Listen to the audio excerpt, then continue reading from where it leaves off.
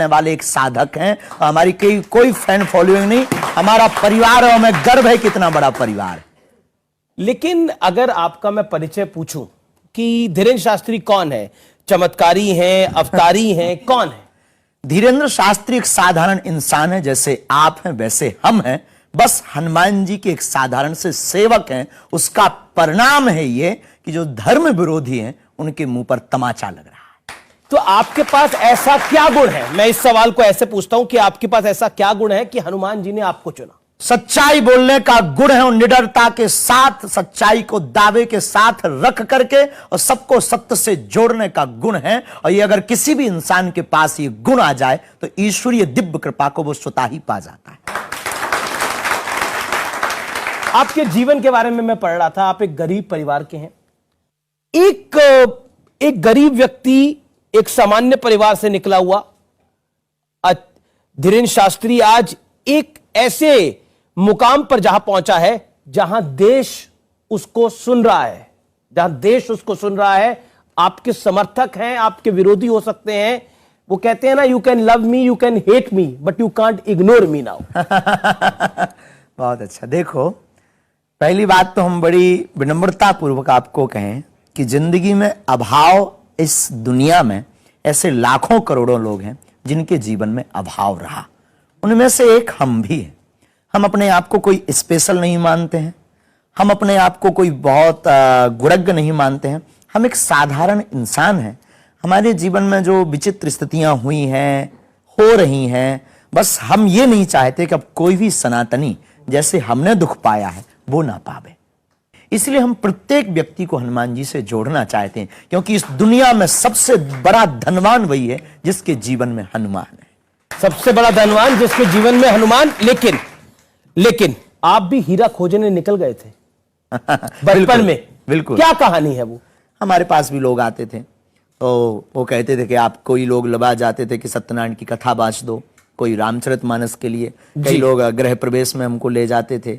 और एक सज्जन आए तो उन्होंने कहा कि हमारे बगल में, छतरपुर के बगल में एक जिला है पन्ना, और पन्ना जिला में जो है हीरा पाए जाते हैं। तो उन्होंने कहा कि महाराज जी हमको खदान लगाना है और खदान में हमको हीरा मिल जाए, सो आप चलो, सो बता दो। हमने कहा चलो, भगवान की कृपा से उन्हें तो मिला है, हमें नहीं मिला है। आपको नहीं मिला है। लेकिन क्योंकि परिवार की बात हुई तो ये सवाल पूछना बहुत जरूरी है जी।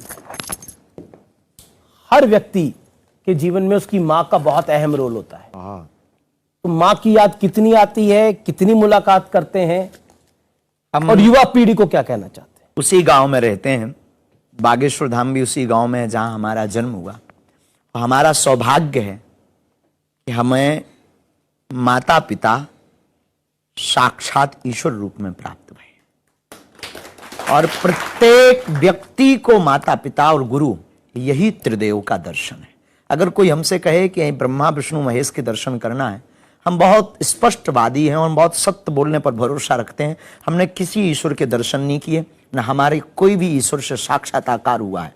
अंतर्मन के साक्षात्कार को प्रस्तुत नहीं किया जा सकता है, पर वाहिक साक्षात्कार हमने किसी भी ईश्वर का नहीं किया।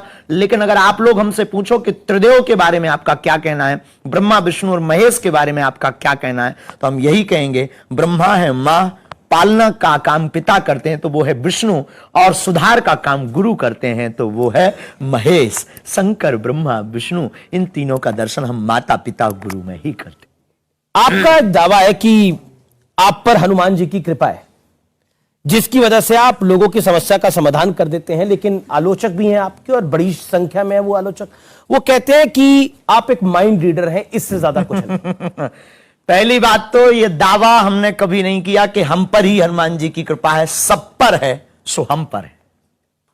और दूसरी बात, रही बात माइंड रीडर वाली, कांच में और मणि में बहुत अंतर होता है। चमकदार दोनों होते हैं, पर जो मणि काम करती है वो कांच काम नहीं करता। और तीसरी बात, सिद्धियां और कला दोनों ठीक धरती और आसमान बराबर जैसी डिस्टेंस में रहती है। कलाएं, आर्ट एक कला एक सीमित है, सिद्धियां असीमित होती हैं। अष्ट सिद्ध नवनिधि के दाता, असवर दीन जानकी माता, ये हनुमान जी की लीला है। जय महाराज की जय। अगला सवाल मेरा जो है वो एक आरोप पत्र है और ये आरोप पत्र वाला राउंड है और इसमें आप पर जो आरोप लगे हैं उन पर आप सवालों के जवाब देंगे। और मेरा पहला सवाल आप पर आरोप भी है, ये देश सेकुलर है लेकिन आप हिंदू राष्ट्र की जिद पे अड़े हैं और अपनी बात पे निडर होके क्यों खड़े हैं? अगर हिंदुस्तान में रहने वाला हिंदू राष्ट्र की जिद पर नहीं अड़ा तो वो हिंदुस्तानी है ही नहीं। वो लगता है वेस्ट इंडीज का आदमी है। अगर हिंदुस्तान में रहकर हिंदुस्तानी व्यक्ति हिंद महासागर के सन्निकट रहने वाला ही हिंदू राष्ट्र नहीं कहेगा तो क्या पाकिस्तान वाले कहेंगे? और रही हमारी बात, जिनको जो लगता हो लगने दो, हम अपनी बात से ना कभी झुकेंगे, न कभी मुड़ेंगे, न कभी रुकेंगे। भारत हिंदू राष्ट्र था, है और फिर घोषित होकर रहेगा। लेकिन संविधान में सभी धर्मों को समान अधिकार मिला है, सेकुलर है हमारा देश, तो सिर्फ हिंदुओं के आधार पर देश कैसे हो सकता है? पंथ निरपेक्ष राष्ट्र है। संविधान में 125 बार पत्रकार महोदय संशोधन लगभग हो चुका है। 126 बार हिंदू राष्ट्र के लिए भी होना चाहिए। तो मतलब क्या है? आपने इसकी अर्जी हनुमान जी को लगा दी है? हाँ, हमारी कोई सरकार से मांग नहीं, हमारी तो हिंदुओं को जगाना, और हमें तो इनमें ही हनुमान जी नजर आते हैं। हमने अर्जी लगा दी भारत के हिंदुओं से। आपने अर्जी लगा दी, लेकिन कई लोग कहते हैं कि ये जो हिंदू राष्ट्र की कहानी है, ये जो कहानी है ये देश को नॉन सेकुलर कर देगी, कोट एंड कोट। ये तो ठीक वही वाली बात हो गई, रसगुल्ला खाकर शुगर का परहेज कर रहे हैं लोग। भारत में रह करके और जो है ऐसी बातें कर रहे हैं कि जो हमारी दृष्टि से ठीक नॉर्मल बुद्धि की बातें हैं। भारत हिंदू राष्ट्र है, भारत सनातन का राष्ट्र है, भारत राम का राष्ट्र है, और राम के राष्ट्र में राम की चर्चा और हिंदू की चर्चा नहीं होगी तो भला किसकी चर्चा होगी? लेकिन आपका भरोसा संविधान पे है, भारत के पूर्णतया। हमारे पूर्वजों ने संविधान स्वीकार किया है, हमारे परदादाओं ने संविधान स्वीकार किया है, तो हम भी उससे बाहर नहीं हो सकते। लेकिन असाउद्दीन ओवैसी आपको बहुत प्रेम करते हैं, बहुत प्यार करते हैं। यू कह दीजिएगा। Same to. और वो इतना प्रेम करते हैं और उन्होंने क्या कहा है मैं सुनाना चाहता हूं आपको। असाउद्दीन ओवैसी सांसद हैं AIMIM के और आपको बहुत प्रेम करते हैं। वो क्या कहते हैं सुनिए जरा। कैसे आप कह सकते हैं कि इस देश को ऐसा बना देंगे? कैसे बनाएंगे आप? तो आप अंबेडकर के संविधान को जला देंगे क्या?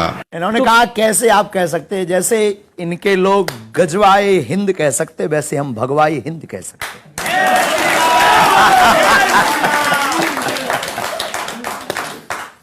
तो आप कहते हैं भगवाए हिंद, लेकिन है ही है।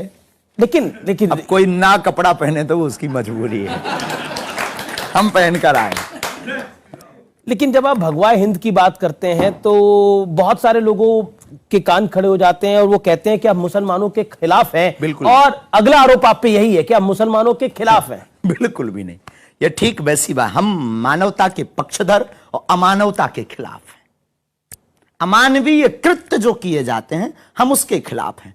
रामचरितमानस को जो जलाया जाता है हम उसके खिलाफ हैं।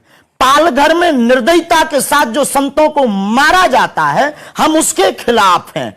भारत की राम की यात्रा पर जो पत्थर फेंके जाते हैं हम उसके खिलाफ हैं। हम किसी भी पंथ के खिलाफ नहीं है, धर्म सिर्फ सनातन धर्म है। लेकिन जब आप हिंदू राष्ट्र की बात करते हैं तो इसको मुस्लिम विरोधी करार दे दिया जाता है। ये एक साइकोलॉजी है। साइकोलॉजी है कैसे? साइकोलॉजी ऐसे है कि किसी भी सनातनीय व्यक्ति को गिराने का बढ़िया उपाय यही है कि किसी पंथ और मजहब को सामने खड़ा कर दो ताकि वो अपने मिशन में सक्सेसफुल ना हो पावे, वो भारत में समानता की नीति ना स्थापित कर पावे, वो राम राज्य की नीति ना स्थापित करवा पावे और इस देश में एकता ना हो पावे।